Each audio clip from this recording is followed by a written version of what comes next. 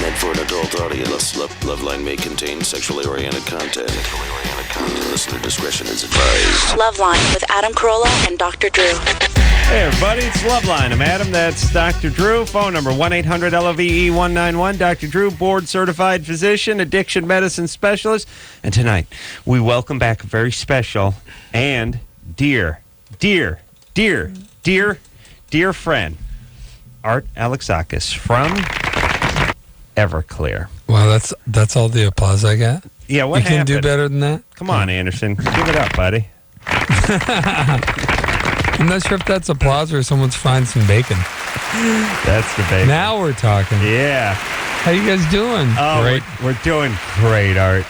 Great to see you. How wonderful to see you. It's so cool. I listen to you guys all the time, and I almost call in because when Adam's being a jerk, I just want to call in. What? Adam, a jerk? What are you What's the talking call about? in? It's rare. Yeah. Right. Well, Art knows I'm right. Yeah. He knows I'm right. Well, I know you. I know that you know you're right because, and that's basically the same thing because you don't even think you're right. You know you're right. Right. It's like it's like taking the confidence of a 13-year-old to being in your late 20s. I know. I'm really thank you. I'm really not all that confident a person, am I, Drew? No. Here's what I am. You're sure of what you know. I'm sure of what I know, but I don't think anyone cares. You know that you don't like it when people notice or care. Yeah, I'm sure of what I'm saying, but I don't think anyone should listen. Anyway, right. That's the thing I've always liked about you, Adam, and I think it's natural is that both of us are just supreme narcissists. Yeah, and we're really good at it. But Drew, what is it you say about your drug addicts? You have this thing about that.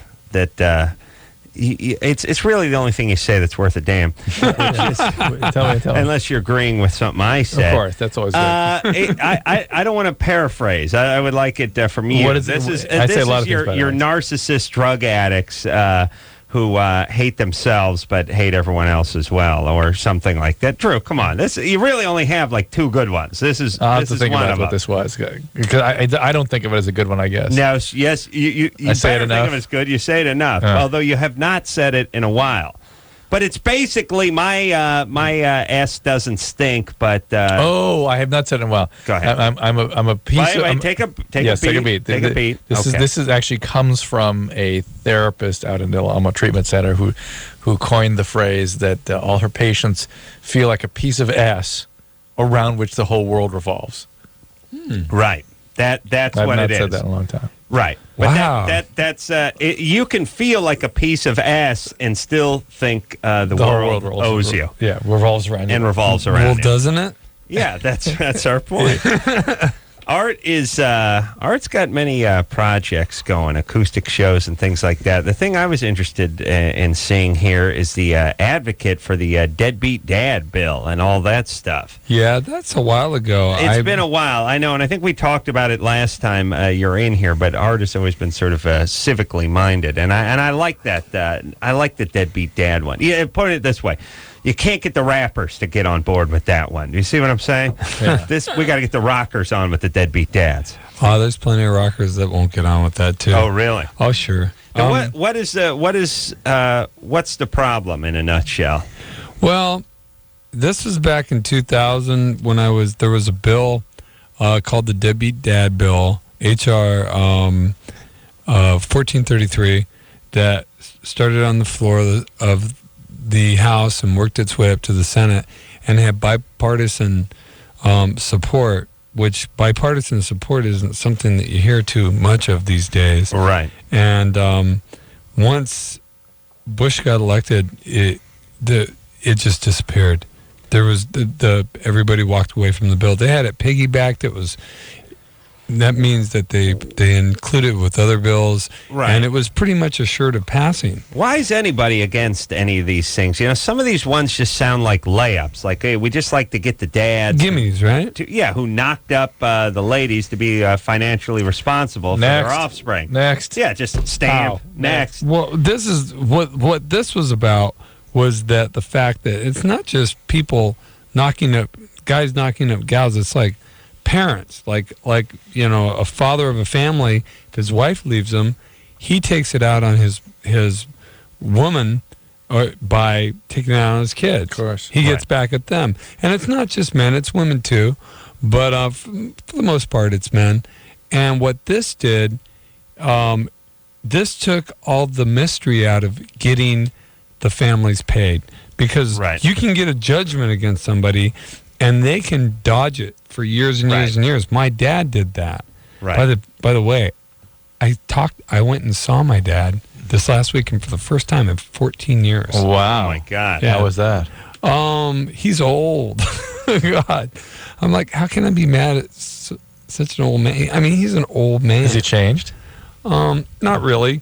Yeah, he's a sweet guy, but at the end he's just like, God, you've been mad at me, and your sister's mad at me. I don't understand why everyone's mad at me. I don't understand what I did. And I'm like, really? Did you tell him? I go, Dad, can I have your email? You got an email address? I'm going to send you a letter. I wasn't going to sit there and just... Did he have an email address? Oh, yeah. Wow, that would have been what? But you know what? I wrote the letter. Never sent it. No, I sent it to myself. Oh, really? Yeah. Wait a minute. No, I know. So we want you to send it to him, though. We feel like people need to know what they've done. It give him a heart attack. Yeah. There's no point in it. He's 83 years old. I don't get the point. And yeah, I know. Maybe we got to have that letter to read to all the other a-hole dads. You know what? Next time I'll bring the letter. Yeah. I'll bring the letter because he won't listen to this. No. He hates you guys. Probably doing something with my dad right now. Hey, away from a radio. Speaking of civic-minded, I was just on the stump with John Edwards like about a month ago. Oh, really? Yeah, that was pretty fun. Yeah. Now he may be running for vice president now. God, I hope so. That'd be a strong ticket. Yeah, what do you think? Do you think it's going to be like McCain or Hillary Clinton, or a lot of people are saying like Hillary Clinton? I could get down with McCain, by the way. I like McCain as vice president for the Democrats? I can't tell if he's a Republican or Democrat. Oh, wait, is he a Republican? Yeah, he's a Republican. He's a Republican. But he does. No, he's pro-life, man. There's no way he's gonna make that ticket. I didn't even know McCain. That's right. I guess he is. I think it's gonna be Edwards. All right. Anderson thinks Edwards too. All right, let's get to the phones. What's going on with Everclear? Everclear, I'm writing songs, and we're getting ready to put out a greatest hit sometime. We don't have a date set. We got a new song on the record called Glorious. It's a really cool song. I was trying to wrangle a copy of it to bring down and play for you guys, like as an exclusive, but couldn't find it. So, all right, it was probably next to the letter. Probably sucked. But no, I know where the letter is. All right, but next time bring the letter and the CD. I'll do that for sure. All right. Tori, you're 17? Yeah. What's up? Okay. For the past 10 and a half months, or almost 11 Hold on a second. Don't you hate when you're stupid, when you repeat someone else's stupid stuff? Like, I didn't think of McCain. I was sitting at a table with a bunch of guys, and we were going, who the hell is going to run over at Kimmel today? And someone said, what about McCain? And it just stuck into my head, and then I spat it out on the radio, not thinking about if he was a Democrat or a Republican. I do that probably a lot more than you do, though. Yeah, you do. Yeah. Yeah, all right. You rarely do that, so feel good. All right. Tori was about to tell us something very difficult, I could tell. She's been building. Go ahead, baby. Sorry, interrupt her in the middle. Speaking of Kimmel, I'm watching him right now. You got the, She's in Chicago. Oh, okay.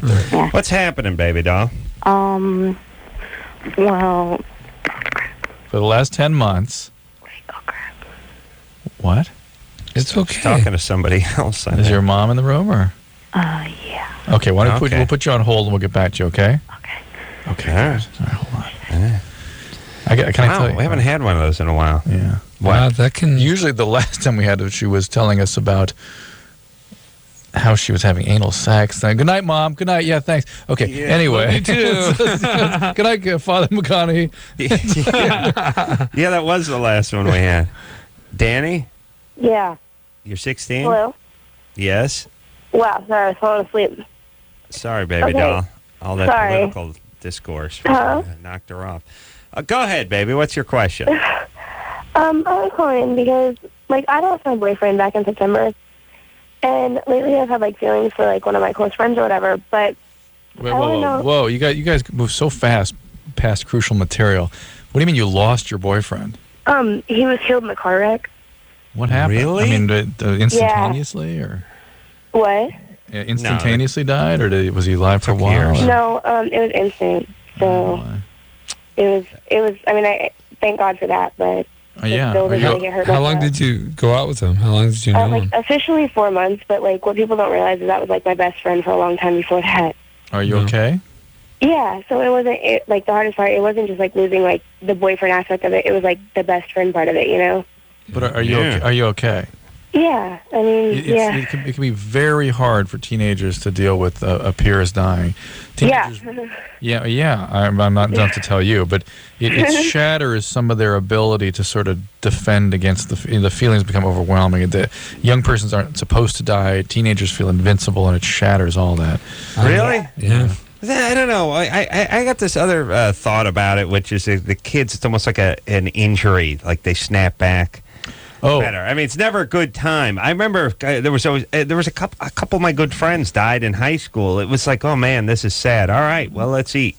Yeah, you know what I mean? Do you really think that you actually dealt with her? Or you just stuffed I her know, away? never dealt remember with your opening observations about Adam. Huh? Yeah. Remember your opening observations about I Adam. know, but I'm trying to peel away the onion. Didn't get in. There is that component too. Oh. It just doesn't get in. No, And teenagers are very good at that too. No, I'm saying, how dare you? I am saying, God, it's so weird. These guys, Robert and Lenny. Anyway, those two guys died in a Pinto station wagon. Boom, burst into flames. Good times. Oh, man. Pegged in between two cars. Car just went up like a torch. It never got out. But the thing about it is it was very sad. I went to both their funerals, but it didn't haunt me, I guess. I mean, it's never good age to have somebody die. And in a way, I think better 16 than 26. Yeah, come on. Well, here's the point he's making. Marginally better. It might be more likely to get in. You might be more have the feelings associated with it at 26 than at 16. I'm just saying, at 26, you could go into a stupor if your mate died and not be right for years. You're right. Yeah, Dan. I know from experiences similar to that. I mean, well, exactly like that. I lost my girlfriend who was like a year older than me when I was 13, like a year after my brother died. What happened with the girlfriend? She killed herself. Wow. Right after my brother died of an overdose. So I was 13 years old, and it was pretty devastating, and I was definitely self-medicating at that time in a big way. Oh, yeah. So that, I thought that helped. Actually, it just kind of put it off until, later on in life, till my mid-20s when I got clean.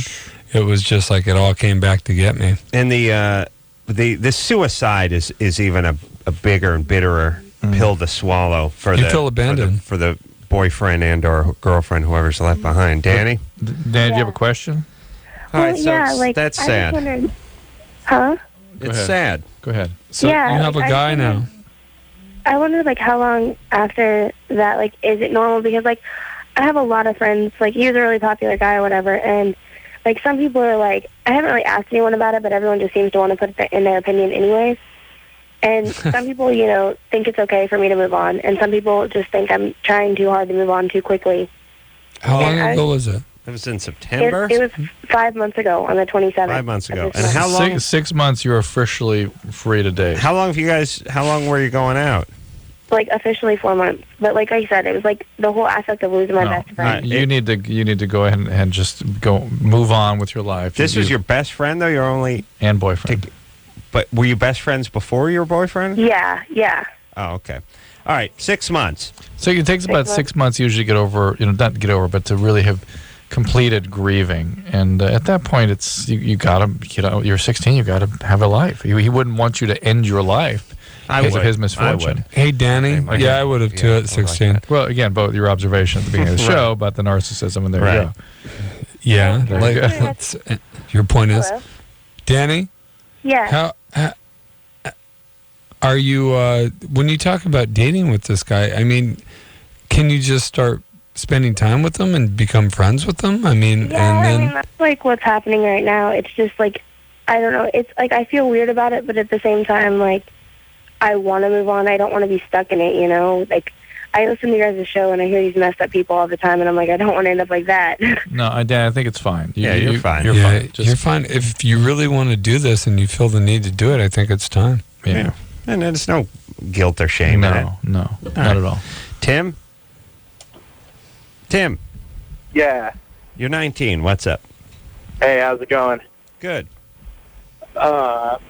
Yeah, I was just kind of wondering. I've been seeing this girl for about 4 months, and she's 10 years older than me. She's 29, and she was my cheer coach in high school. Hmm. And, Why did you have a cheer coach? Yeah.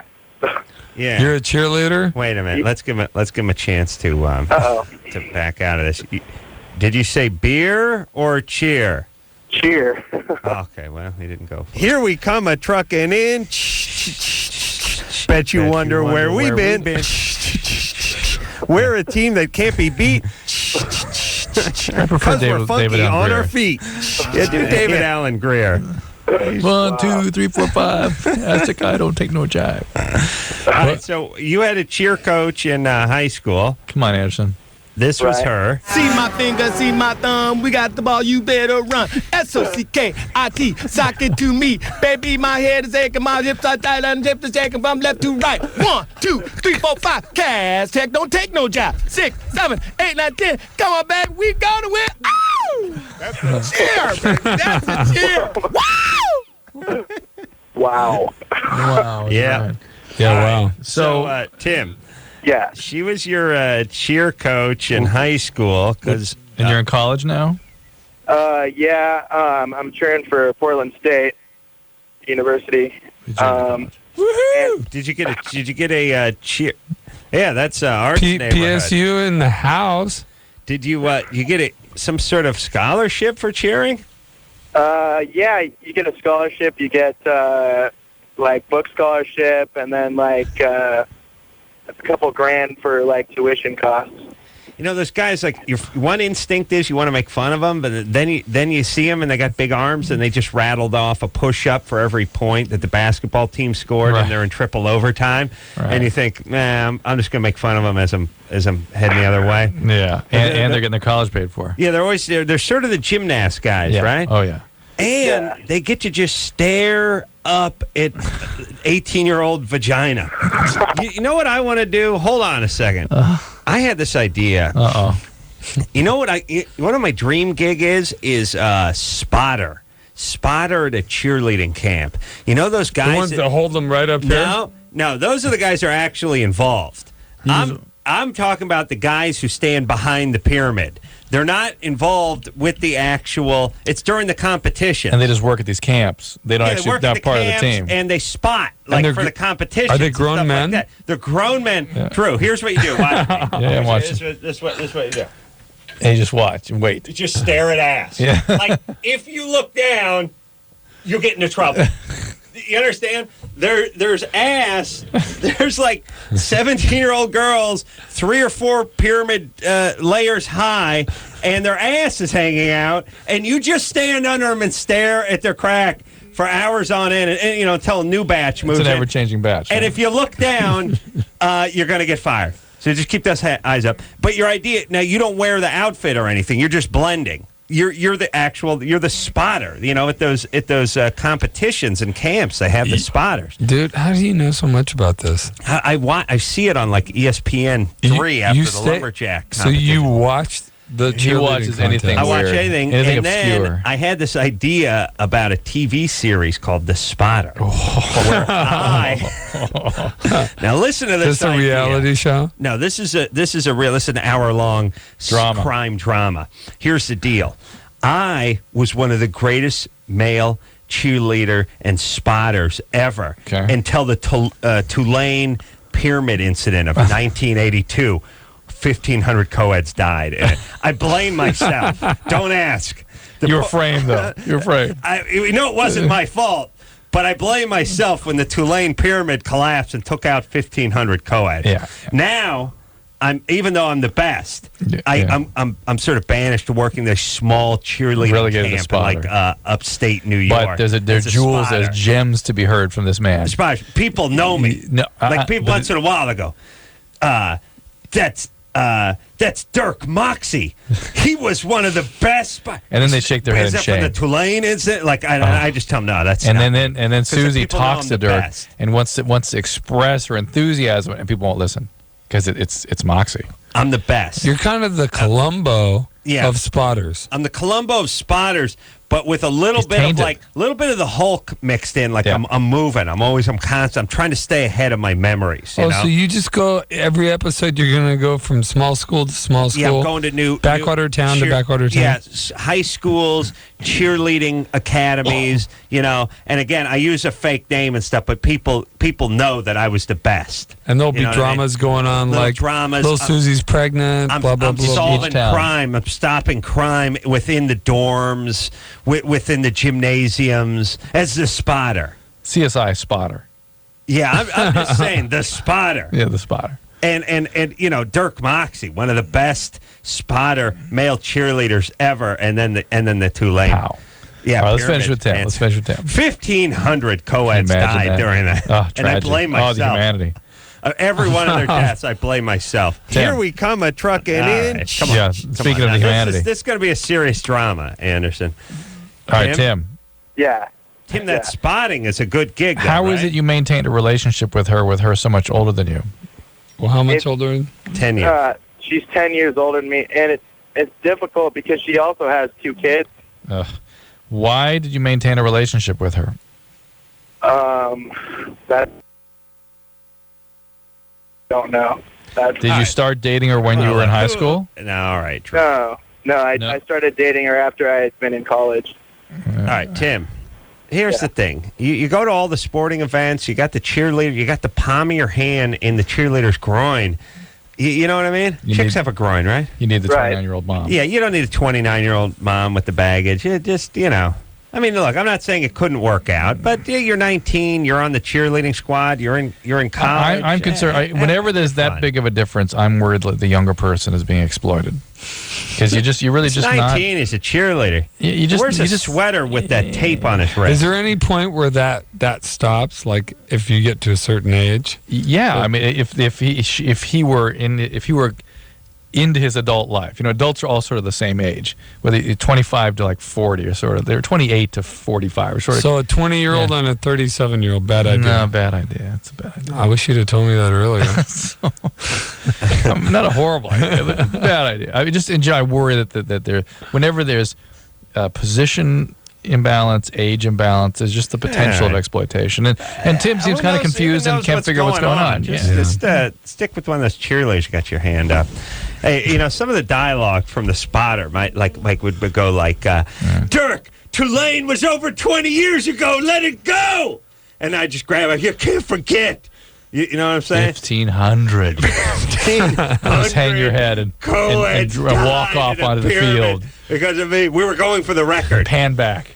I was trying to set the record before the kids were ready. Could have been a contender. And then maybe I have a little flashback. Hey. You know, I'm looking up. You can make the show kind of like The Fugitive because there was actually 1,501, but you're looking for that one kid. Right. And You know he's what the I'm one saying? that he's Because- the one that Because did the it. fat That might kid be I the put one down that- at the bottom. He's the one that screwed it That's up. the one that right. screwed it He up. screwed up. And he got But out. you took the blame. You took the rap. Right. Yeah. It was the two-chinned boy. It's like the fugitive. One Like guy the was one-armed missing man? an arm. Yeah. This guy had 2 chins. He was a fat kid. I don't remember his name, but I put him down at the bottom in the cornerstone position, and he was stoned and he Hold fell on. apart. And they blamed me, but it was him. And I'm on him. All right, that's it. I gotta go. I gotta work on this.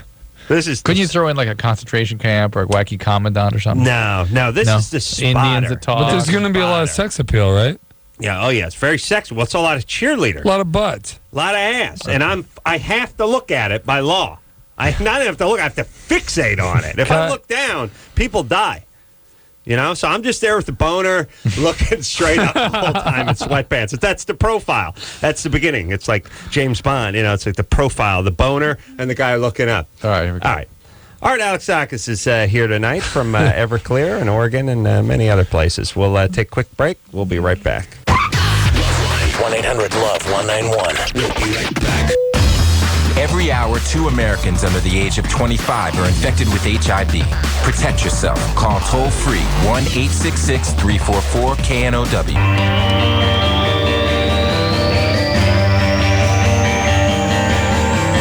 This week on The Spotter, in order to catch an arsonist, the spotter's going to have to become a rapist.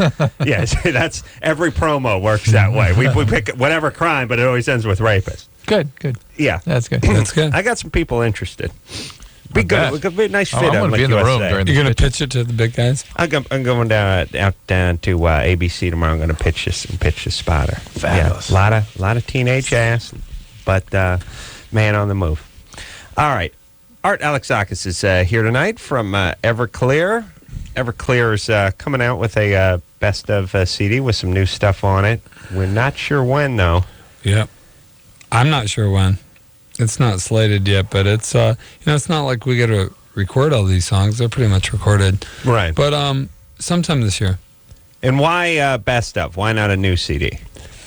Well, I think it's a good time to. I was kind of surprised how many songs we had that were like Hits. pretty much hits. Yeah. So yeah, I was thinking about that today. And people have wanted to do it, and it's the record companies like them because they're low overhead, big Right. return. Right. Helps them make their numbers for the year, and I don't know. It feels like closure to me for one period of my life, and Right. and then move on to a different kind of thing. I think the music I'm making now is not as not as, I don't want to say physically aggressive. Musically, it's not as musically aggressive, but lyrically, I think it is. So it's kind of like more mature. Right. I mean, would you say in the past the music was driven by anger and energy, and now it's a verbal articulation of it more so than the anger? Than Yeah, the energy part. Yeah, the energy and the anger is still there. I think they're just, I just act out in a different way. All right. More focused. Yeah. That's gonna maybe a guest appearance on The Spotter. Of course. You think so? Goes without saying. Everclear plays the dance at one of the cheerleading schools, and there's trouble. Yeah, and Spotter takes care of it. That's right. Yeah. And then we find out that. Yeah, Tori. What's that? And by the way, let me see, the Spotter, he catches people that fall, so everything is sort of stuff like, that chandelier's going to come down and crush. Spotter slides in. It's like, they say how these work. If he throws a javelin, the guy throws. You know how it works. You know what I'm saying? Yeah. Will he catch someone every show, or is that just like? Well, he'll have to become a rapist in order to catch someone who's not a rapist each show. That's one. Here's another idea. Think about this idea. It's real fast, and we're getting back to Tori. What about this? Terrorists take over Olympic training village in Colorado Springs or whatever, right? They lock up all the Olympic athletes, one of each. Yes. You got the shot putter, you got the gymnast, Yeah. you got the steeplechase guy, Okay, all right. you got all the guys. Yeah. One of everything. Now we got to break out. You know, Right. the long distance guy, Yeah. the marathon runner. Yeah. We got to get this message. It's 26.2 miles away. The phones are out. Go. You've got to make it, and you got to best his time by 5. There's a bomb You see what I'm gonna go saying? off. Yeah. You see what I'm saying? Yeah. It's using all our Olympic skills. The pole vaulter guys. The guy's going to get us up to the second window. Right. You see what I'm the saying? Spotter could be there to catch people jumping out of windows. No, and stuff. it's a different show. No, new show. I beg your pardon. Well, Spotter could do a guest appearance. Spotter's a series. This is a movie. Oh, okay. This and everybody, and it's called like I don't know, going for the gold or something like that, And it's all it's got the hot gymnast chick. It's got the black boxer guy. It's all the different Olympic sports guys all trapped. We got to outthink the terrorists and use our special skills. Yep. You see? Yep. Special skills. It's kind of a spin-off of Charlie's Angels. So yeah, there's going to be a whole crew, right? Yeah. Yeah, so it's sort of like, what it is? Like those movies like The Dirty Dozen. Victoria's like, Village. You're the that's okay. Oh. You're the knife thrower, you're the demolitions expert, you're the computer hacker. Yes. Those movies. It's like that, except for it's all Olympic sports. Got it. Yeah, so it's like Ocean's 11. Yes, Yeah, it's like there you Ocean's go, there you 11. go, there you As a go. matter of fact, that's a Because that's a kids good today, name. you say Dirty Dozen, they're like, Yeah, okay, it's Ocean's 11. That's right, in the Olympic Village. So, Yes, Tori, Drew? who walked in on you, Tori? My cousin came out of her room. Okay. Okay. She was talking to us We before. thought she was asleep.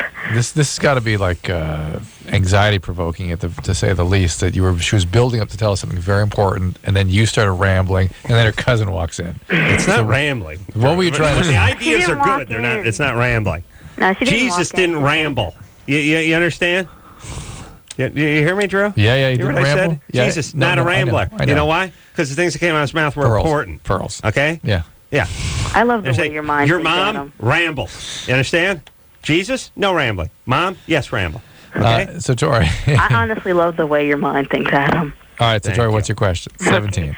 So for 10 and a half months, almost a year, me and my stepsister have been sleeping together How long has she been your stepsister?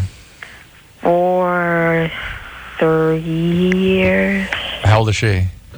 Same age. I'm a couple months older than her. All right, so you've known her since you were 14. No, I've known her a lot longer than that. Oh, okay. So she's 'Cause you've see, the been whole your stepsister. You mean you're still living with her since you were 14? No. Well, yeah, duh. Right, but you've known her for how long? How old were you when you met her?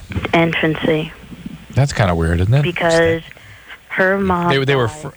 Her mom died when she was 5. My dad left when I was younger.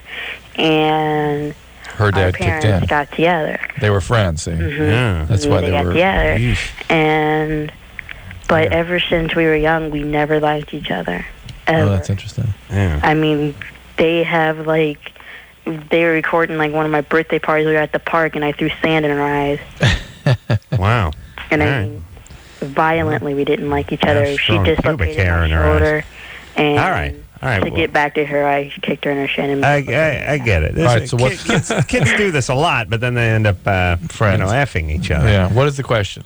Well, I mean, we don't really want our parents to find out. But see, it was. Why don't you stop doing this? Yeah, that's the best Well, I way. mean, we've tried that, Jasmine. We've tried that several times, but we both really love each other. Yeah. Ooh. And now you guys are living under the same roof, Yes, and the roof is over the same house. yes. Oh Christ! See, sometimes it's not always over the same house. Trick question, I understand. Yeah, people don't specify that. Tori, Yeah. were you guys other than the sort of general chaos that is your family and the people passing away and stuff? Were you ever abused, just in a wholesale way? No. Really? No. Because this really just seems like somebody's been abused. Well, it's was your stepsister? No, not that I know. She'd tell me if she was. Well, why don't you ask her? But you were probably going to find that's there. Have you ever been with another girl? Yeah. Okay, so I've never been with guys at all. Okay, so that's your orientation then. How old were you when you started having sex with women? Girls? 12. 12. And how old was the person? 13. All right. It's more so just, experimenting, but... All right, so Tori, do you feel you're just a full-blown lesbian? Yeah, of course. And your stepsister feels the same way? Well, she says she is, but I'm telling her she's bi. Well, see, this could be the cause of some strife for you because... if she goes off with a guy, I think how that's going to feel. Yeah, and why you keep telling her she's bi? It seems like something you wouldn't I don't want know. to tell I her. just, kind of see her as bi.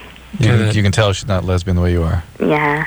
Yeah, she's Kind sort of negative self-talk, kind of Well, self-defeating. but also she may really pick up on the fact that her stepsister is just confused about her sexual orientation, is goofing around but not committed to it. That's true, but it sounds like Tori doesn't. Do you really have proof that she's not gay, like 100% gay, or do you just say that because you're worried about her not being gay and leaving you? Well, I mean, of course I don't want her to leave me, but No, of course not. But I don't know. I mean, we've talked about it before. She says that she doesn't want to, be with a guy because she's had boyfriends and she's never liked it. All right. Are you planning to go away to college? Kind of, No. yeah, maybe. If there's some junior college exchange program where they take goofballs from other states and send them over How here. about she? Is she going to stay at home? How much range you got on that moped, Rob? Well, right now I just Make it out to Kentucky? kind of stay home because the reasons, like, it was different when before, because, like, we didn't really consider ourselves related almost until. Do you now? Well, we now have a baby brother. oh, So I that- see. From both parents. Right. Yeah. Okay. So that's So now, what's now that's made like some sort of bridge between the two of you Yeah. in the blood department. Yeah. Well, look, here's the thing, Tori. I don't know what went on in the past. I'm just picturing a supreme chaos reigning over in your family. Maybe Like before your the- dad left. It was all happened because, like, well, my mom got breast cancer. She went away for treatment. And it was just my older sister here who was, looking after us, making sure we didn't kill each other. And one day, like, we just kind of looked at each other different and, like, I don't know, like, she asked me, like, to scrub her back or something. She was in the tub and, like, asked me just to scrub her back and, like, from there on. Right. Okay.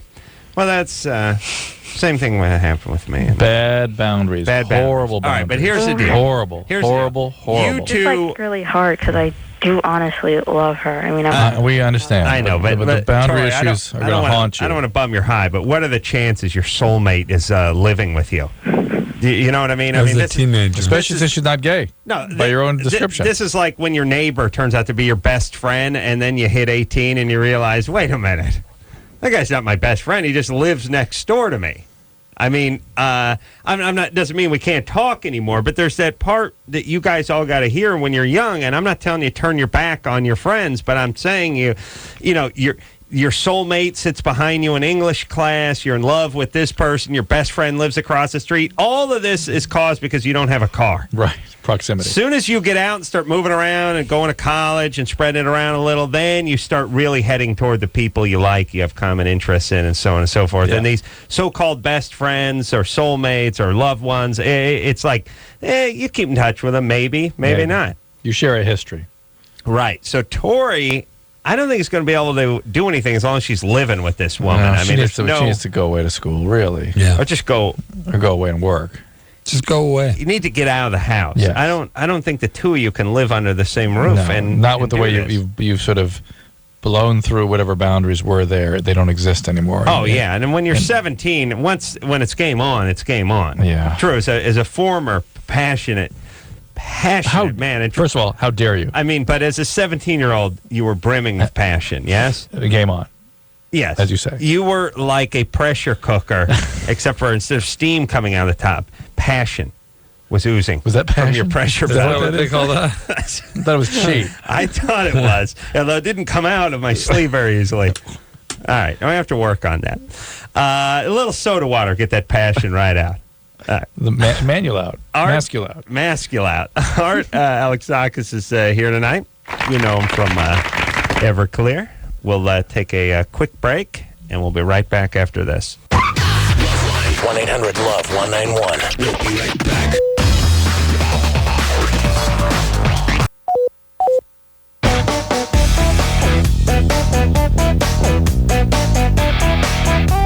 Live 105.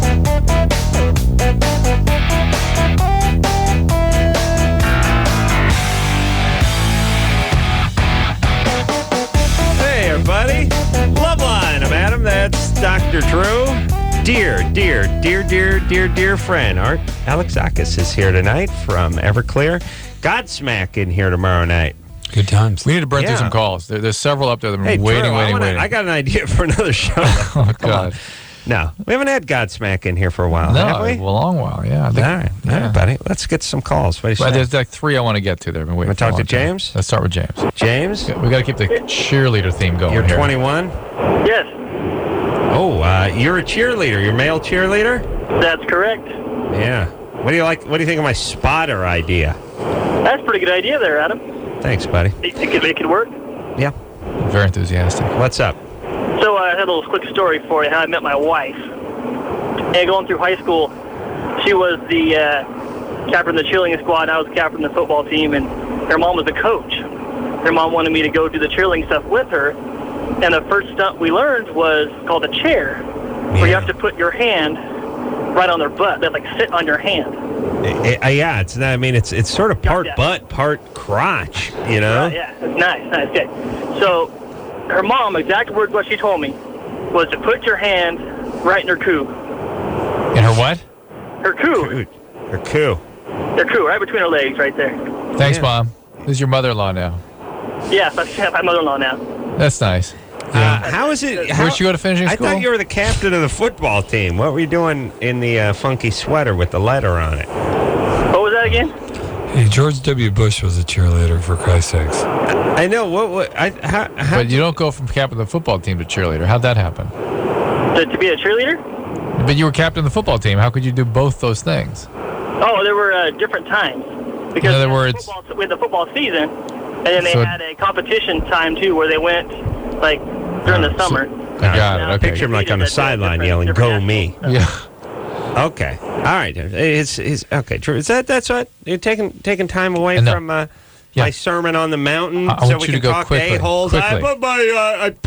I palm-effed my girlfriend before her mom told me to fist her. Okay. That's it. I said I wanted to go fast. All right. Let's go then.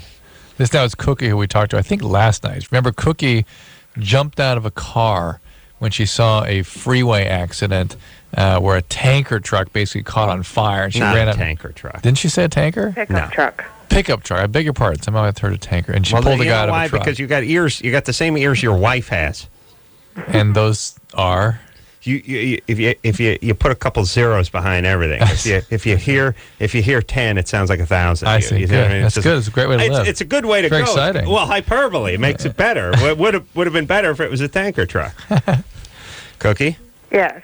All right, but we were saying you had the alcoholic gene because my mother was alcoholic and we saw the way you managed Thrill, the way you were activated by Thrill. Yeah, non-alcoholic, stay in the car, call 911, roll up the window. I thought about that long and hard, and here I feel that I have control over my self and, drinking in a hole, but for me to feel that I have as a control, whole, I think, but for you guys to drinking give in me a a sense drainage of ditch. doubt, it makes me feel like, am I going to wind up under a bridge drinking mouthwash? Well, the gene means you can get out of control with it, and if the switch gets thrown, you're at risk for that. Just having the alcoholic mom puts you at risk. Okay. Yeah, well, she's sober now, and she's really supportive with me, and Cookie. I did manage to get out of control, but I stopped that myself without treatment or AA. All right, well, it is a progressive condition, and it will resurface in some fashion. Okay. And we picked up on you having that biology based on your behavior. And lo and behold, we were right. You have it. And then we didn't know even about your alcoholic mom yet. Now, you told us that. So just the alcoholic mom puts you 50% probability of having the gene. Yeah. Now, you've basically told us you've got it. If your dad's an alcoholic, too, it's still 50%. It's still 50%. You might as well both drink. Yeah, but were you raised by your mom and your dad? Just my mother. And a stepfather. The percentage is way higher. No, it doesn't. It's still 50%. Alcoholic. See, that's the whole thing. You don't think just being okay? Having disturbed family systems may make your disease come on earlier and more intensely, but just the predisposition is a pure biological predisposition. And that's 50%. 50%, roughly, approximately. How drunk you got to be to punch that mic every night, Drew? Well, you know. All right, so this is my policy. When I fart out a kid, if my old lady turns into an alcoholic, I go alcoholic too, since it doesn't up the ante. That's right. Okay. It will make the kid's disease worse, but it won't make the probability of the disease worse. Right. Yeah. Drew said it was cool. And if the kid, it's a daughter, she'll have depressive illness too. Drew said it was cool. Yeah. All right, you want to talk? Oh, we got a Germany or Florida. Andrew? Hey, guys.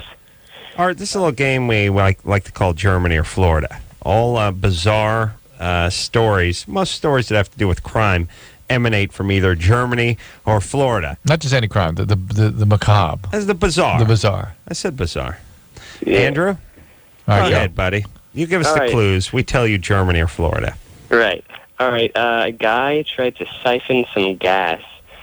It was in like just a regular, I guess, a gas tank, and he siphoned the gas, but I guess he sucked at siphoning gas and he choked on it. And he ended up getting a stomach ache. Then he realized it wasn't actually hooked up to gas. He had accidentally siphoned sewage water. Nice. Good times. So he thought he was siphoning gas out of a storage tank at like a gas station, and he was in the sewage. Yeah, right. But he accidentally, I guess, put in the wrong thing, and it ended up being a sewage tank. Right. And He got a mouthful of sewage. Right. Yeah, the police found him 4 hours later, and he was just, I guess, All right. This feels like Florida to me. Feels Although like gas is Germany to more me. expensive in Europe, although it's going up here. You think about it. Where in Florida are they going to have a tank, a sewage tank with a hose? And we don't have that kind of thing, really. No, they do actually down there. In Florida? Yeah, in soft places like that, they have septic tanks. Septic tank, if that's... But I'm people going know. Florida. All right, I would go Florida. With you. All right, I'll go with you. You really? Yeah, I don't disagree. You can pick your own. No. Andrew, what is it? Florida. It's Florida. Yeah, you're right. Yeah. See, I know the right. And that's how you play Germany or Florida, my friend. Good time. Thank you. Good time. Good time. And this is why Drew and I compliment each other so much. That's right. Adam talks, and I say, Adam, that you're doing a great job. And then I yell at him, compliment me. You're doing I've a great never job. seen you guys better together, actually. Really? Oh, yeah. Yeah, see? Yeah. Really? And Art's been here many, many times. 16 times. Really? Yeah, at least. Hold on. And that's enough now. Come on now. There's other people out there want to do the show. Oh, great. Fine. Here we go. He didn't Hurt my feelings. Art Here we go. Alexakis, everybody. We'll take ourselves a quick break. Dear friend, take a quick break. We'll be right back.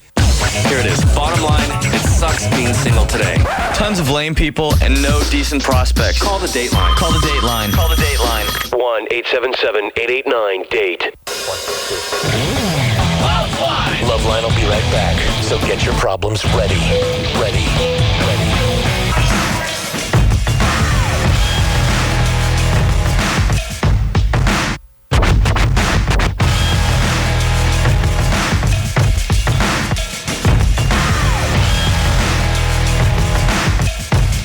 Hey, everybody, it's LoveLine. I'm Adam. That's Dr. Drew. Phone number 1-800-LOVE-191. Dr. Drew, board certified physician, blah, blah, blah, blah, blah. Art Alexakis, dear friend, on the show tonight from Everclear, of course. You can look out for that best of CD. And, thinking about Everclear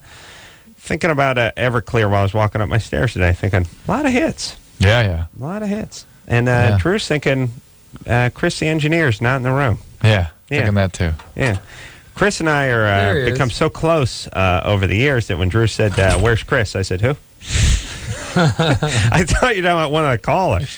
Yeah, there he is. Finally registered, and you went, what are you going to do? Yeah. He's the strong but silent type engineer, Chris. Yes. He is...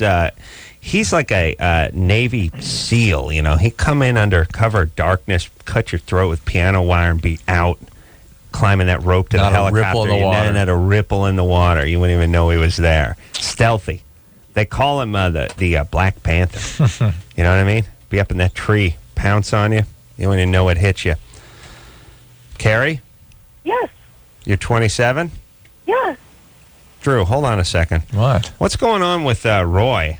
He's from walking Siegfried again. Roy. He's walking. Yeah. What's up? They never really specify what the injury was. As best I can imagine, something had happened in what's called the posterior circulation of his brain. Yeah. Which is the cerebellum and the midbrain, the brainstem and the motor, where the motor area sort of feeds into the brain. Yeah. How does this go, by the way, that these things become, front page news for many, many weeks, and there's never anybody, at a certain point after reading article number 55 about it, I want to go, look, what's the prognosis? Is he going to walk? Can he talk? Where is he? Well, first of all, why is it always shrouded in secrecy? And by the way, what's the shame in being injured? Right. There seems to be some sort of shame that's like, people like coming up going, sort of weaving these tales, these optimistic tales about, I looked at him, he squeezed my hand, I knew it meant he would be all right. Here's the he deal. says to give, how about just tell us what's wrong with the guy? The HIPAA laws are such that doctors are not allowed. HIPAA what? HIPAA laws are not allowed Attacked by a tiger, you idiot. Not a hippo. HIPAA That's law. what- Yeah, okay. The No, are such Nevada has very stringent caretakers, HIPAA laws. medical Yes. caretakers cannot talk to anybody. It's illegal to say anything. How about faggoty boyfriends? Can they even talk? amongst colleagues, you're not All right. allowed to talk to yourself where somebody could overhear it. So Mm-hmm. doctors are scared S-less to say anything about patients unless Right. the patients direct them in writing what to say and when to say it. So the people that actually know what's going on are clammed up. Right. You got the lay people, the family, whatnot, distorting things, trying to figure things out, trying to have no idea what they're talking about or what the Right. situation is. They're the ones that are providing information to the press. Right. The press are taking things further and amplifying these sort of stories, as always. Mm-hmm. So it's distorted, amplified misinformation. Okay. So there's no way to figure out what's going on. I have to try to sort of decipher, to decode the press now. Yeah. When it comes to any medical issue. Well, when you hear collapse on stage from dehydration, you think junkie. I think alcohol. Yeah, I think drugs. All right. All right. That's the Well, only it's one. if it's a 20-year-old guy. Yeah. 20-year-old It's guy. always great when the guy's got to pull out of a few concert dates because of dehydration. That's drugs and alcohol, right? Sure. Yeah. Get dehydration. Yeah. Ah, 20-year-old's dehydrated and have a bright. Sprite and get back on stage, eh? You remember the day when you used to do football practice, 105-degree heat, not allowed to drink water. Yeah. Did you get dehydrated and faint? No, but No, I did of miss course some not. concert dates. Yeah, yeah. I had Well, to be pull fair. out of the Vans tour that year. Yeah, but you were malingering. All right. Dehydration. Carrie, Yeah. you're 27. Why have you asked me 3 times? All right, baby doll. That's what we do on the show. Yeah, I it's give the ADD name. radio. Come on. I give the name 3 and the times. number. I don't know how many times you I've want, went you want through. birthdays and all that? All right, baby doll. She's calling from Portland, so I'm cutting her some slack. All right. Oh, dear. What's happening, baby doll? Is this Adam? Oh boy, are you drunk? Is this Adam? Yes. Is this the Yeah, you drunken broad from Portland who's a pain in my side? You sound much more suave coming through my phone than over the radio. All right. Listen, I appreciate all of this, but please tell us your problem or we're going to hang up. My problem is this. I have been married for about a year now, but I've been with my husband for about 10 years, and I'm going to try and say this appropriately so you don't get bleeped, but whenever I give him oral, one of his testicles completely disappears, sucks all the way back into his abdomen, Right. and I can't even hold him shoots out his down. penis. No, and hey, have to, Carrie, pull and pry it out of there. Carrie. Yeah. That's a normal thing. Happens all the time. Many men get that. Some guys get it both sides. And the testy goes up into the inguinal canal during the contraction. That's why I'll snap one of those dental rubber bands around. That'll stop it. Those That'll are stop tight. it. Those are real tight. You don't need to dig Do the not test. fall asleep with that thing on. Don't dig the Do test. not. You always take it off. Don't dig So, the like, testy you don't out. really have to work on pushing and prying No. it out of there. Carrie, do not do that. Why not? It Drew? will pop out by itself. It'll fall down. All right. Okay. All right. I'm satisfied. Okay. Okay. Well, Drew, thanks, can you guys. stop Hey, it and from going out? From Yeah, if you hold it down, yeah, it won't go. I just wanted Rubber to say band. to Art Yeah, also dental. that What's that? Art, I saw you out the other night, and you're more stunning in person than you are on TV. Oh, where did you see me at? Momo's? Out in Portland. Oh, just out and about? I won't say where, but at a very swanky little night spot. Momo's. Momo's. Well, it's my friend's bar. Ah. It's the only place I go. Is that Where? where he was? Momo's. She doesn't know where she No, was. no, there might have been boobies involved. Oh, okay. Yeah. Wow. Yeah. Wow. But maybe Carrie's a performer. Are you a stripper? I'd say she cocktails at best. Carrie's. Hey, listen, I'm driving through the mountains, so I'm going to say thank you guys so much. Wait a second. Do you perform at this club? No, I don't. I don't. Although I'd You like know what? to, In but Portland, though, I it's got the a highest master's- rate of women that go to the strip clubs with their boyfriends or just with friends and just hang out. Heterosexual women go to these things. It's casual. That's But no, where it's guys bigger. are. Huh? That's where guys are. Well, yeah. But it's bigger than anywhere else I've ever seen. Plus, there's more strip clubs per capita in Portland, Oregon than really? anywhere else in the country. Yeah, man. People will have like a little diner, just crappy diner, and there'll be like a girl right up here where you're trying to eat your, your Monte Cristo sandwich and dip it and stuff. And you're like, listen, this is a hardware store, sweetie. I'm just getting some toggle bolts here. Yeah, I know. We're just, look, put some money in the can, would you? The IHOP has a stage. Yeah, I like that. Oh, my. I like it when businesses expand a little. Like I always like the diversify. I like the car wash when you go to the cash register at the car wash, and you're standing there and you're going, this car's gonna be another 10 minutes. And you're looking down. It's like, hey, maybe I'll buy a water pipe or some nunchucks or a switchblade comb. But isn't that some free popcorn? The real mystery in it? What leads them to choose those objects? Because that's what they like. I'll tell you, if you go to, there's one in Hollywood that has a mini crossbow pistol. Does not. I swear to God, like nudie playing cards, nunchucks, like weird sort of novelty weapons, and as well as like the Kleenex, the road maps, and the air fresheners. The air fresheners, just bizarre. You know what it is?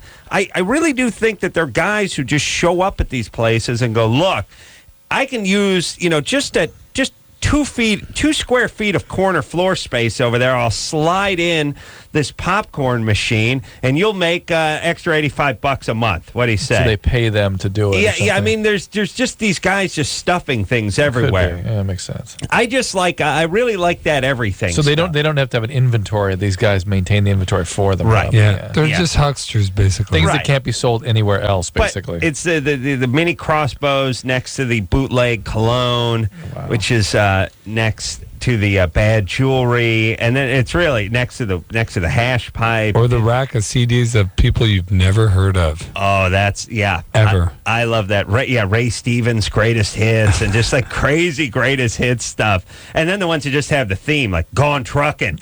Yeah, that's a good one. Greatest songs or to truck to. The best one that has ever showed up in a truck stop, or car wash, the Jazz Wolf. Jazz Wolf? Do you know about the Jazz Wolf? No, what is it? Oh, I'm surprised you don't know this, Adam. Maybe I do. Is it on late night? Is it on an infomercial late night? Well, then Adam doesn't know about it. There's these, you know how in truck stops you can find the ambient sound CDs, right. This and that. Well, this is a cross between like ambient sound of nature with like bad Kenny G type, smooth really? jazz. Yeah. But like you'll be listening to Kenny G like jamming, and all of a sudden you'll hear in the back. Yeah, it's Jazz Wolf all the way through. Or some of they have like waves going, right? Ocean water. Something. Well, yeah, there's those too. Yeah. So it's like you get a massage. So it's like the stuff you put on when you're trying to go to sleep or you get a massage, music too. But it actually has the wolf, that gay saxophone, which is more of like an oboe that Kenny G plays. By the way, if I play the sax, I'm offended that he calls that thing. You want a bari sax. You don't want an alto sax. Or not. That's a soprano sax. Who decided anyone liked that garbage? By the way, I know he's an easy target, but Drew, remember we were just talking there tonight about how much that stuff sucks. Yep. Compared to the jazz that's out there, like, hey, if you want real jazz, you can have it. Cool. Yeah. All right. There you you know go. what I got? And this is the definition of rape, by the way, for male, which is you got to be careful when you buy those CDs at the truck stop because it'll say original hits, and then it turns out it'll be done by Papa Do Run Run or something like one cover band will do the Beach Boys and the Beatles and all that crap. I got one. This is diabolical. This is the hits sung by the original artist, but it's not the same. It's them 30 years later. It's them 30 years later, and the guy's on a Casio. Yeah. And so it's like it's got to say original recordings. Right. This is the original artist, and you start listening, and you're thinking, that kind of sounds like that Grassroots song. And then it's like, but something's different. Like it starts dawning on you all of us immediately. Isn't that the worst, though? Yeah, and then you realize, then you think, but it's still the same guy singing it. And then you realize it's not, the arrangement is different. The musician, there are no session musicians. It's the guy with the Casio. Yeah. Really? Is that what you want to do to your people, by the way? Trick them? Drag the original singer from the Guess Who or the Grassroots off his bar stool to cut some crap to fool everybody, and put, you know what I mean? Yeah. All right. No. And you know what? These are like these pills that add 2 inches of girth to your penis with the money back guarantee. No one ever goes back, especially at a truck stop. What are you going to do? Turn around and drive 600 miles back? Listen, I'm going to need my $7. You mean those don't work? No, they don't. Okay, good to know. Kirsten, but keep trying. Kirsten, Yes. you're 20? Yes, I am. Oh, you got a question for Art? I do. Here he is. Okay, Art. What Is this Kirsten from Washington State? Yes, it is Art. Oh, God. This girl calls into my radio show every week. Really? And she's from Portland. No, let me explain. This is actually very interesting because she's become part of the show. Wow. She's from Portland, but she's living up there now, and she can't listen to my radio show every Sunday. So here's it on the phone. So what she does is she calls in, we put her on the line, and she listens to it online. She's got unlimited minutes on the weekends, and it's kind of cool. And every now and then when the phones slow down a little bit, we'll go to her and start talking to her, and she's got a big crush on me, but she was telling me how hot she thought I was, and then she said that I was... Tell him, Kristen. You're on the top of my list of older men to do. You got to be careful with those old guys. Yeah, but tell them who else. They'll stroke out on you, right? Tell them who else is on the list, Kristen. Okay, Scott Bakula. And Mark Twain. Scott Bakula. Kevin Spacey and Ted Danson. Wow. But I'm at the top. I'm first. That's an eclectic list, by the way. You got Bakula and Spacey. It's guys with eyebrows, except for Kevin Spacey. It's guys with big Cro-Magnon eyebrows. I got some brow. I got enough brow for the both of us. Who else? Kirsten. That's 4 of the top 10. Yeah, who else? I never heard any of the others. Yeah, who are they? That's about it. I guess I could throw Adam on there, though. Yeah, I think you could get Bakula, by the way. Thanks. Yeah, call us I'll go for publicist. Art first. Yeah, well, see, Art you can't get. Art's too much man for you. Oh, thanks. Yeah, but Bakula's available. That's what I'm saying. Yeah, and Ted, I don't think Ted's in the running, personally. No, Ted's in a committed relationship. So, Kirsten, what's your question? I want to know what you think about the whole same-sex marriage thing that just happened in Portland today. Oh, they started marrying people. Yeah, I think it's awesome. Personally, you're asking my opinion? Yeah. I think it's cool. Who are they hurting? Let them do what they want to do, and I think it's cool for Portland to do that. I was actually very proud when I saw that on the news today. Thanks, Kirsten. I listen, here's my thing. I think the problem that Bush has is with the actual ceremony. You know, the two dudes standing there. So kissing? Or the two chicks standing there. I feel like... If you did it by mail order, it'd be okay? No, if he said, look, I'll have all the same-sex marriages you want. One of you's got to dress up like a dude. One of you's got to put the beard on and, grab a cigar or something. In other words, everyone's got to look like the two people on the top of the wedding cake. Yeah. Otherwise, not a wedding. Yeah, one of you needs to dress like the Monopoly guy. And put like a top hat on and a mustache, Hey, first off, it'd be What funny. is his name anyway? Monopoly guy. Okay. Yeah, I think it's just the actual... The community chest guy. Because here's the whole thing. Once they're married, I don't think people really have such a difficulty with it. No. It's really the actual standing there part. You know what? I have one dressed like a dude. That's tell all me, I'm saying. do you feel like I have like zero feelings about it? It's like whatever. You know what I mean? Well, we're fighting that's about basically why are we talking about right? this? It's troubling to me, but. What I can't even reiterate some of these arguments I've heard. Yeah, because I just don't. It just seems so ridiculous. Well, it is ridiculous, and the only reason it's going to come up is because it's an election year. I was, but are people really going to get behind it being an issue? And are people that? Well, supposedly even Republican leaders on the Hill are saying that amendment's never going to happen. It's a dead issue.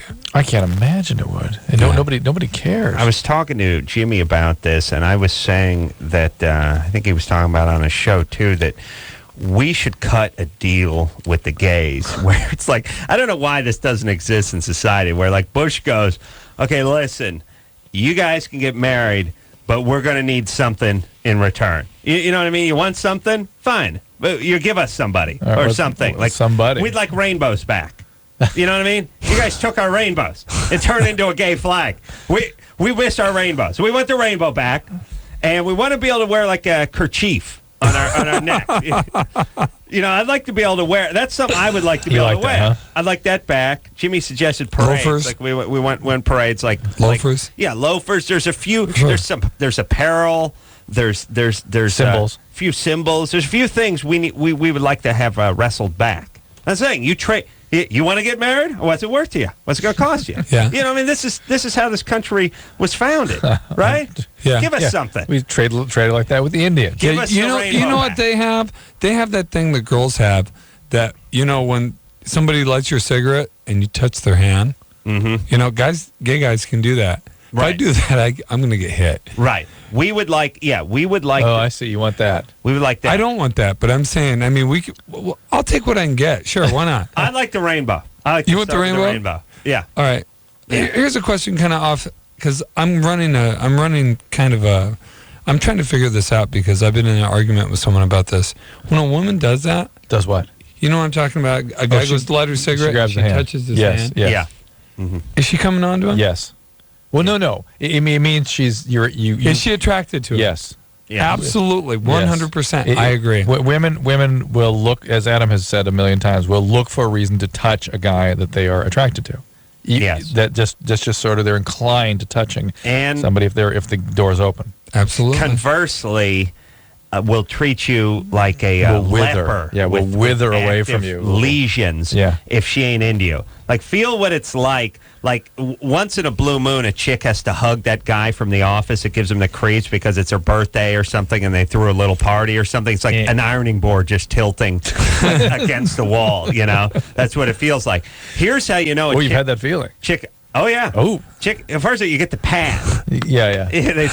Like they're putting a aftershave on your shoulder. You know, it's like there you go, buddy. You get the slap. Putting a little gold bond. It's the one my stepdad gives me because he's sort of robotic and he's an engineer and he's not sure what to do. So it's always like, see you later, there, John. It's like he's making a pizza on my back. You know, but it's always weird. All right, but the point is if a chick likes you, she'll give you the drag. She'll touch when you're lighting something. Yeah. Here they make excuses to touch. Like they can't even help it. Like they'll do this. Like if you said something funny, they'll go. Oh, all right, that's so funny. They'll put their hand. They'll pet you. Yeah. They will make excuses to touch, or conversely make excuses not to touch. Yeah. Right. So if you get that, I agree 100%, and most men I talk to, and even most women I talk to, agree with me. But here's the only caveat. The woman I'm having this discussion with absolutely doesn't agree with me, but she does do it with, and I watch her with the same type of guy, and a lot of times the same guy. So it's there you go. Well, but the thing about women though is there's always exceptions with women. There's so many different flavors. God bless them. There are a handful of women who need to be desired, even if they don't desire the person that desires them. 100%. Thank you very much. And that for that person, they're going to touch me. She will be alluring, even if it's with her dad. You know, it's like that's the only way she knows to interact. And they usually with a man. don't even know it. And they don't know They have no idea. Yeah. So, in that case, you could get a woman who touches your hand who has no interest in you because that's her mode. And that's, by the way, that's a sign of somebody, if you knew that she was doing that, who would be bewildered if you took it as a if you sort of started then coming on. She'd be like, well, where'd you get that idea? How dare you? But if you find a chick who does not do that with other guys and all of a sudden is dragging her hand down your shoulder every 5 minutes, she's into you. Good times. All right, let's take ourselves a little break. Art Alexakis here tonight from Everclear. We'll take a quick break. We'll be right back. Dude, you got issues. Call LoveLine. 1-800-LOVE-191.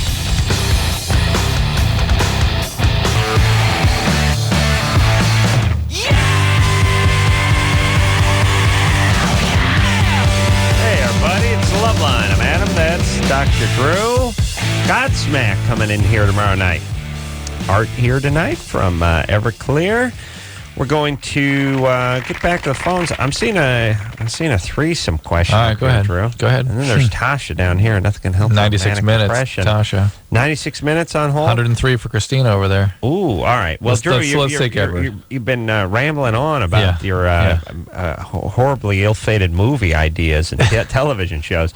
Let's talk to Edward, because he's only been on hold for 10 minutes, and Christina's been on hold for 104 minutes. And Tasha, we should wait till she gets up to 100 minutes because she's been on 97 and a half We will minutes. succeed, I'm sure. Okay. Edward, It's me. What's up? No, maybe this was a mistake. But You're go ahead. 19. What's up? Well, I started going out with this girl, I guess, let's see, October of last year, 3 days after my birthday on the 16th, and I went... Hold on. I already don't like him with the 3 days after my birthday. I sort of almost don't believe it. Wait a minute. He What wants to send a sweater out? Yeah, what was that about? What was motivating him to say all that? It's supreme narcissism. That or bogosity, one or the other. Go ahead, Edward. It was just, we started dating, and then we got serious towards, like, December and stuff, and started going out, and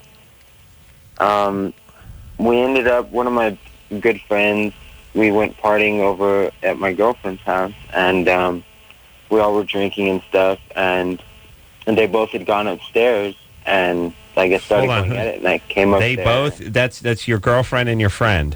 Yeah. All right. Male and a female? Female. Two females? Yeah. Okay.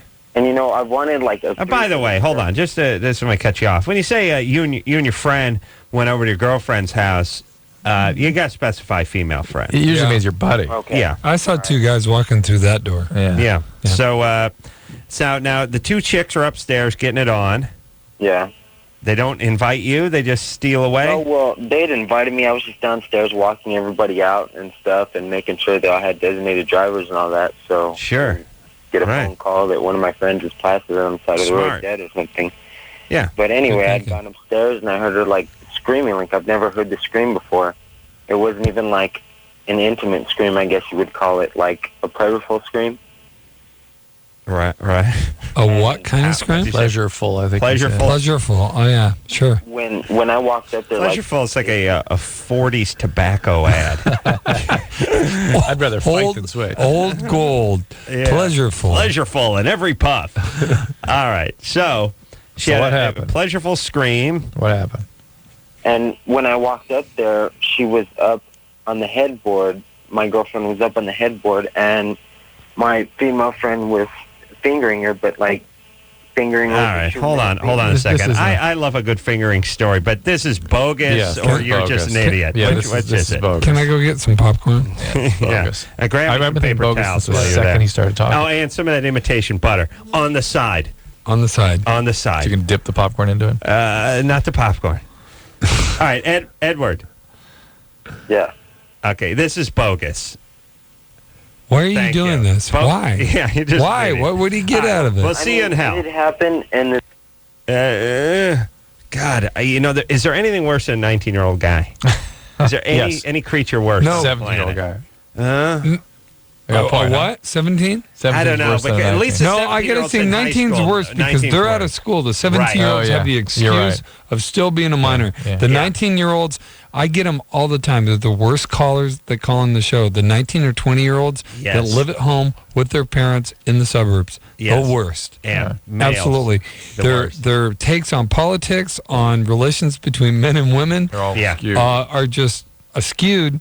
No, they're These are the guys that screwed. become the Right. construction workers. Like, what was Yeah, your guy's those name? guys that I used to- hang out used with. to kick your ass all the time. What was his name? Who? I swung a hammer Mike with? Mr. Matt? Mr. Matt. Well, that's a guy who worked on a mine sweep in Vietnam and was hooked on pain pills. By the way, no worse foreman to have than the Vietnam vet who did a couple tours on the mine sweep and is strung out on pain meds. Yeah, that's good times. Yeah. That's a great guy. That's a great guy to see at 7 a.m. Good times. Oh, yeah. This is a better job. I'll tell you, this dude... Here we go. This guy was the meanest guy I ever met in my life and used to make these proclamations where he would say, look, I'm going to get... He would say stuff like if two guys were sitting on scaffolding a couple stories up, doing some tuck work, some repointing work, meaning take an old brick building on the side of the brick. You'd have to take a grinder and buzz out the old mortar. By the way, think about a horrible job that is. You buzz out the old mortar just an inch or so deep, and then you take new mortar and use a tuck trowel, just a half inch thick, and you stuff new mortar into does that the thing. do? Well, on an old brick building, the mortar starts to decay and it starts to come undone. You can literally take your finger and pick it out. So you can't take it all out. You got to take out the outer layer, and it's called repointing. Wow. Anyway, me and another guy just sitting up there, some guy named Doug, just sitting, feet hanging off the scaffolding, repointing. You know, he walks by, stop talking. Like no conversation between them, no radio or anything. It's just we're sitting as far away as I am from you, fixing the bricks. He didn't like us. He didn't like the conversing during the thing. But be fair, you probably rambled on a bit then too. I was. You know me. I'm not a talker. Yeah. The point is Mike would make the announcement that one of you is going to quit by the end of the week. I will get you to quit. I will ride you so hard you will quit. I'm not going to fire you. You will beg. You will beg to quit. Was it true?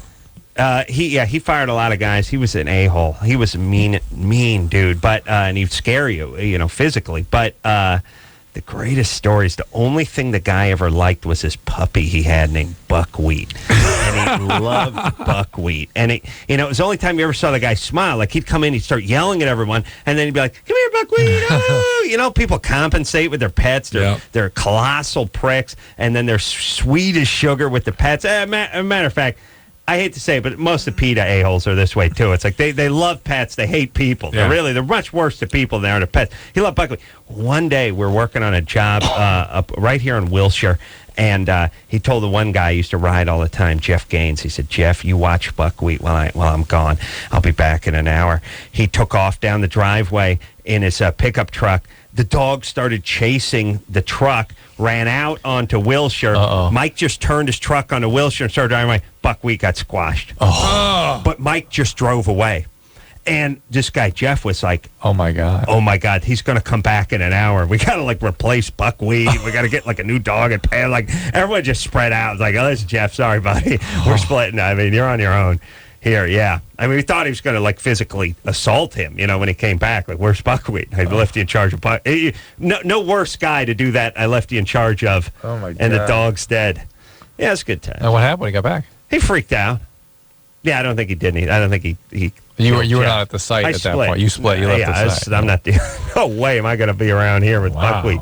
When you deliver Buckwheat's corpse to Mike, oh my God, it's be horrible. Now, did Mike run over his own dog? Is that no? Another car ran over it, but the dog was chasing Mike's truck when it got ran over on Wilshire. It's good times. Good times. Tasha? Yeah. You're 16? I am. What's happening? Okay, so I have manic depressive, and I have a lot of anxiety and whatever non-pleasant things. And I have been on various medications for the last 3 years, and nothing's worked. I'm at my wit's end right now. Mm-hmm.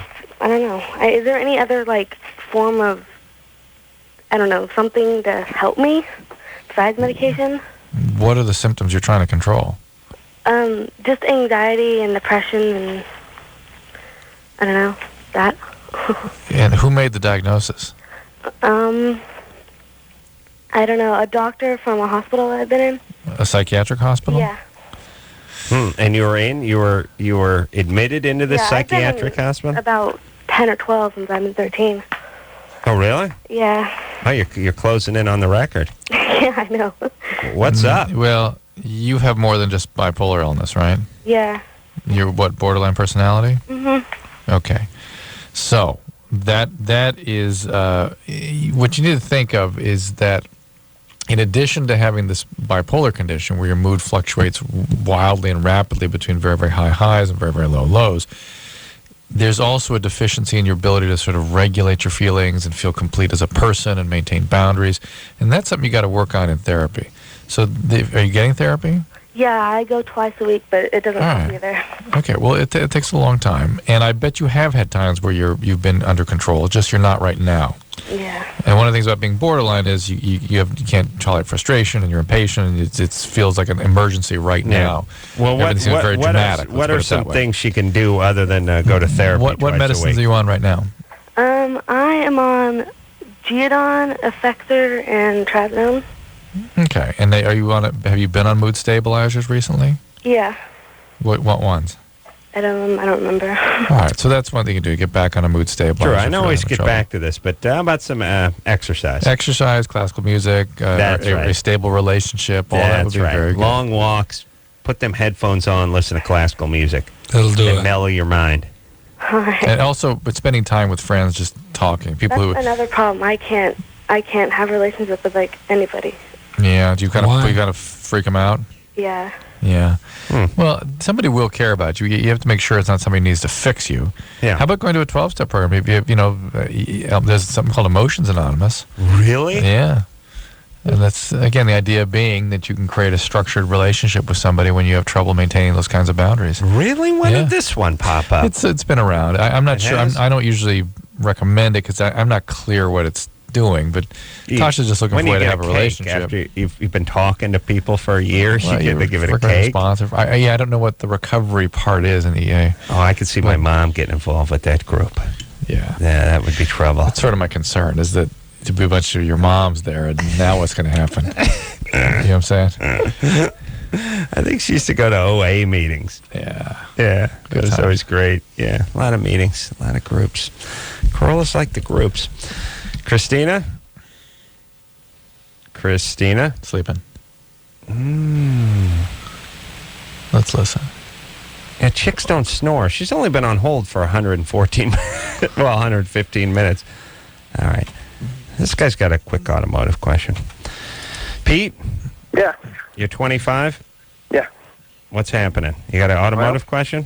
I do. Yeah. I have a Jeep with a 5-liter V8 in it. Boring. What year is it? It's 85. 85, right? 20 years old. It's carbureted? Yeah. Okay. It's got a mid-acceleration, well, not acceleration, when you maintain speed, a backfire. All right. What is that? What causes that? Yeah. Oh, by the way, I miss backfires. I know. Remember you see your backfires? All the time. It's I awesome. was convinced I was getting shot. Yeah, backfires were awesome. Yeah, you don't really hear backfires. No, you don't hear them anymore. Because when I hear backfires now, they're probably guns, huh? Yeah, they are guns. They are guns. We used to think they were guns. Now they are. Backfires are when fuel that is not combusted goes down the exhaust pipe and then reignites inside the exhaust manifold or even the tailpipe somewhere along its travels reignites, and that's what that boom is. So, and I'm not an expert on it, but I did have a friend, actually the same guy I used to carpool with through these horrible construction jobs, drove a VW van. And he could get his car to backfire on cue by, he'd pop it into neutral, push on the gas, flood it a little, drop it back into gear, and pow! And you'd always do it on the freeway, under the freeway, in the tunnel, underneath, and there'd be, kids walking to school, and he'd just come sliding across and drop it in, and just boom, and watch everyone hit the deck. It was good times. Yeah, I had a friend with a Baja Bug that could do that. Well, so what's wrong with VWs Pete's? are good. Well, okay. Here's the thing. The gas is not being combusted properly, and it's running rich. It's using up fuel. Something's happened. Okay, so maybe you got a bad. You may have a bad bad cylinder. I bet you got a bad cylinder. Okay. Okay. Listen. Check your distributor cap, and then check your rotor inside of that, and then maybe even check your wires.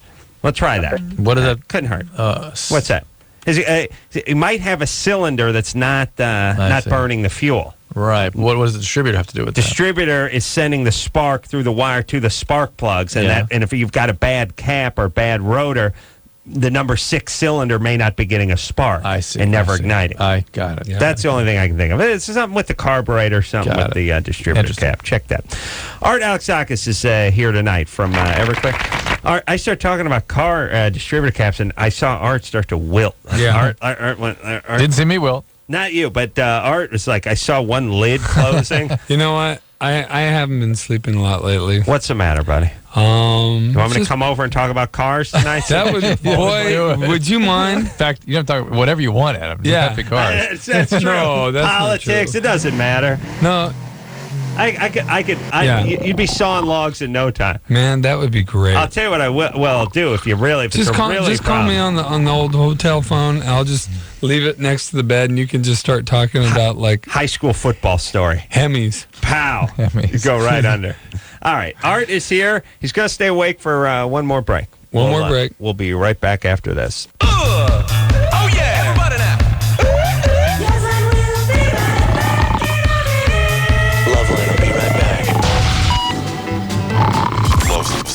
LoveLine. LoveLine. With Adam Carolla and Dr. Drew. On 105 Alternative. San Francisco. Hey, everybody, it's LoveLine. I'm Adam. That's Dr. Drew. Art Alexakis is here tonight from Everclear, of course. Drew up early. Spent my day with Eugene Levy and the Olsen twins. Putting his finishing touches on this Olsen twins movie. Yeah, good time. New York Minute coming out. Coming out pretty soon, right? May 7th or 8th, something like that. All right, Eric says I was wrong about the backfire, so let's just take care of him real fast before we go on. Eric. Hey, what's happening? Tell us how backfire works. Oh, Adam, I love you to death, but I couldn't believe you were wrong on this one. Well, I don't know that much about backfires, to tell you the truth. You're correct. Generally, if it's happening on deceleration, it'll be caused by a vacuum leak or unburnt fuel, something of that nature. But if it's happening while you're driving at a constant speed, most likely it's the ignition system arcing off the block itself, like a bad wire, arcing off a manifold or something. And it's igniting in the exhaust manifold? No, it's not igniting at all. It's actually creating an arc between the wire and the metal of the block. And where's the backfire occurring, though? It's in the tailpipe. How does the arc get? How does the arc get to the tailpipe to ignite it? It's magic.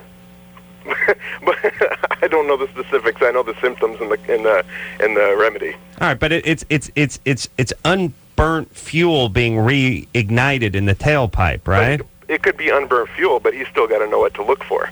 All right. You were 90% right. Well, I said it was unburnt fuel that was reigniting in the tailpipe, but all right. And I said that you're way off, by the way. I said it was electric. He said it was arcing off. I said check the distributor cap and the plug wires. He said it was the starter system. No, it's not the starter system. But it's just something arcing off the block. Well, anyway, Christina, I always like this one too. Adam, hey, love your work. Can't believe what I heard. Yeah, you're so far off. Yeah, no, this is in the tailpipe. Wow, like you said, in the unburned fuel reigniting. Yeah, all right.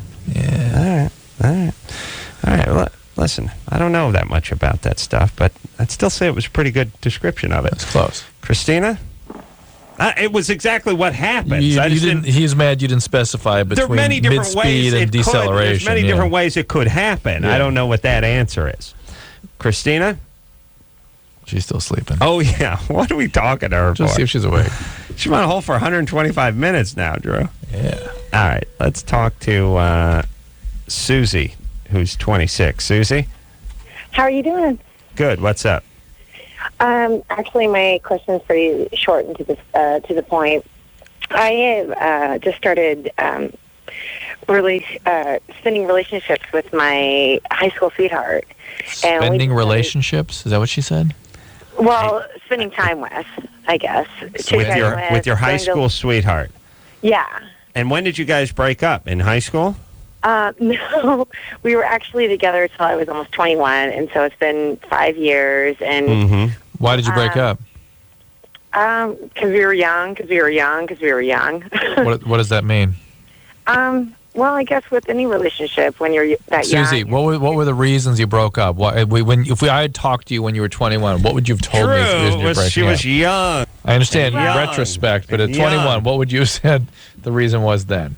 The reason I would say is that we owned a business, and the more money that came in between us, and as the business was growing, things got a little bit shaky in regards to trust, in regards to... All right, let Susie, stop. Let me translate. The boyfriend wanted to screw around and, in fact, started to screw around. Is that right? No, he would have never cheated on me. Never. True. Well, what was the trust issue then? Kind of then? cathartic then. It was about the cash register. The guy was dipping into... I think... I don't really know what...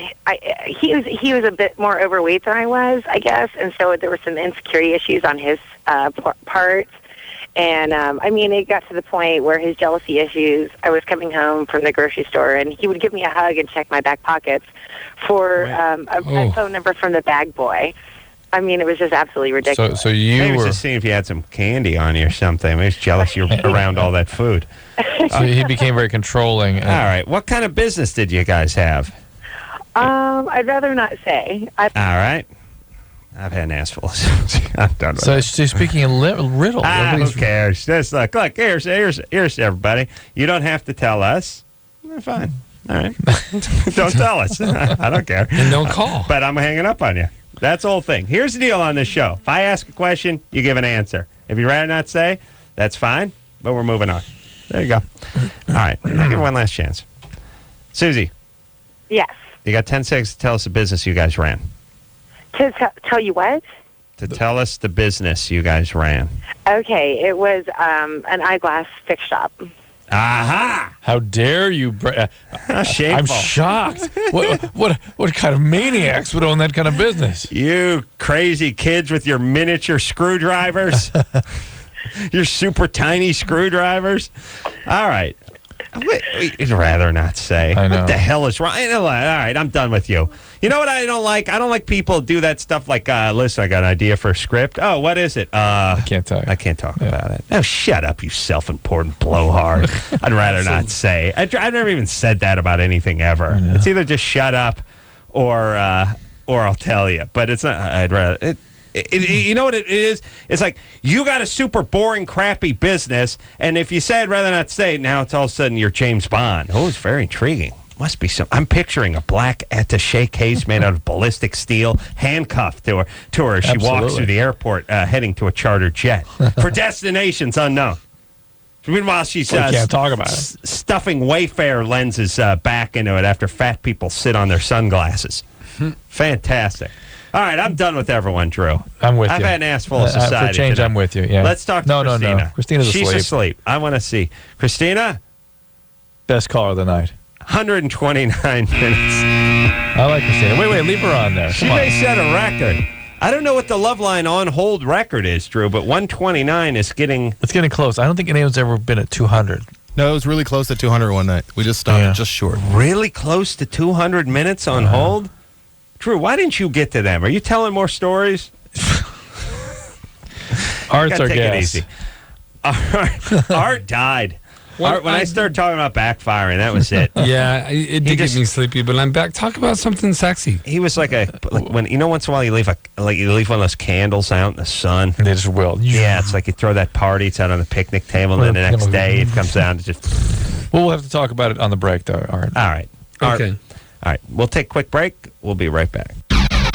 All right, guys, here's the deal. You're looking to hook up, sick of wasting time with the wrong person? Dateline. One call's all you need to make. Call the Dateline. 877-889-DATE. Call the Dateline. Oh, yeah! Everybody now. LoveLine will be right back.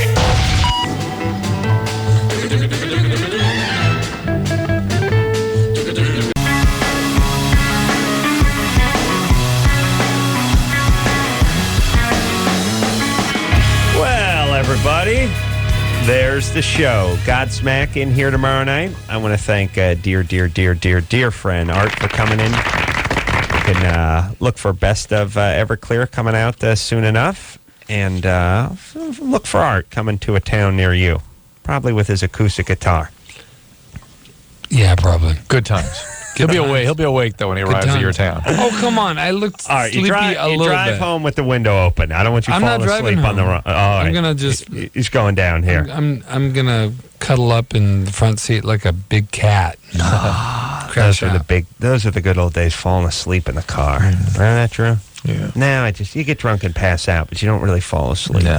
Yeah. Too bad your dad can't carry you to bed. Huh? Oh, my dad could barely get a fanny pack from the driveway into the house. All right, we're gonna. Yeah, if you put like a number 2 pencil in it would stop him. He couldn't do it. We'll take a extendo break, and until next time, this is Adam Carolla for Dr. Drew saying mahalo. I was. Tell him, Kristen. You're on the top of my list of older men to do. This has been LoveLine. The opinions expressed on this show are not necessarily those of the staff, management, sponsors, or this station. The producer for LoveLine is Ann Ingold. LoveLine is a presentation of Westwood One Entertainment.